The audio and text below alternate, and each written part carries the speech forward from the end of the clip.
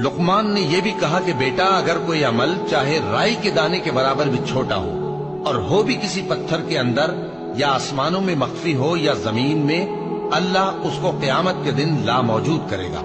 कुछ शक नहीं कि अल्लाह बारीक बीन है, खबरदार है। बेटा, नमाज की पाबंदी रखना और लोगों को अच्छे कामों के करने का मशवरा देते रहना, बुरी बातों से मना करते रहना और जो मुसीबत तुझ पर वाक़े हो उस पर सब्र करना। बेशक ये बड़ी हिम्मत के काम है।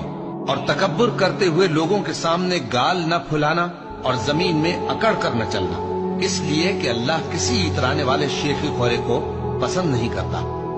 और अपनी चाल में एतदाल किए रहना और बोलते वक्त जरा आवाज नीची रखना, क्योंकि बहुत ऊंची आवाज गधों की सी है और कुछ शक नहीं कि सबसे बुरी आवाज गधों की होती है।